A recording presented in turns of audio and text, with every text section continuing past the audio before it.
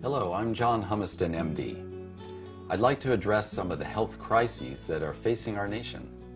Things like chronic fatigue and fibromyalgia, asthma, obesity, depression, autism and ADHD, acid reflux. These syndromes and many others like them are much more common today than they were before the 1980s. And yet none of them has an accepted explanation, and yet the increase in all of them is very real.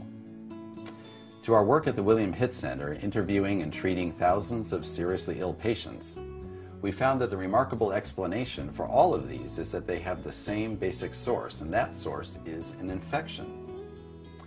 This infection comes about through things that disrupt the normal bacterial or microbial population in the body, or things that suppress the action of our natural white blood cells.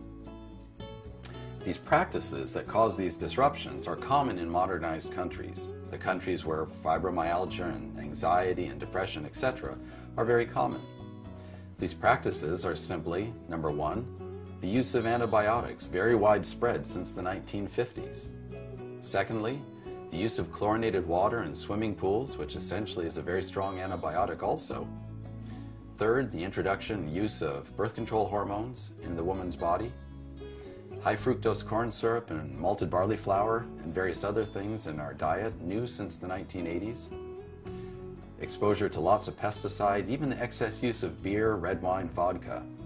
What all of these and some other factors have in common is that they suppress immunity, they suppress neutrophil activity, a simple white blood cell that is designed to prevent bacterial, fungal infection in the body, or they kill off our normal bacterial populations called flora. The result? An overgrowth of yeast, and this overgrowth is usually called Candida.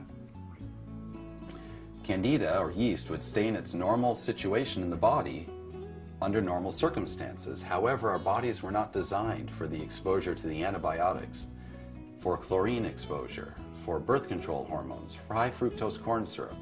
We're not designed for these things, and when we do expose ourselves to these things, yeast will grow. It will grow outside of the intestine, gain invasiveness, or enter the liver and the kidneys and other organs, and it will bring on these mysterious illnesses that seem to have no explanation. The good news is that Candida can be treated, and the illnesses that it causes can go away and do go away.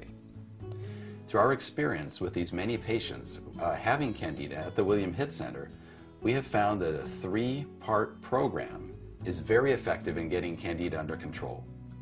The first and most important part is medicine, and natural antifungal compounds from plants, 18 in total, divided into 3 different steps, is the most effective and really the only effective treatment we've found for Candida.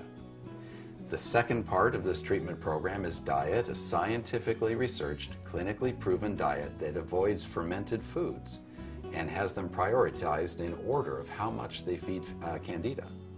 Thirdly is probiotics, or in other words, bacterial supplements that replace the yeast with the bacterial predominance that should exist in the body.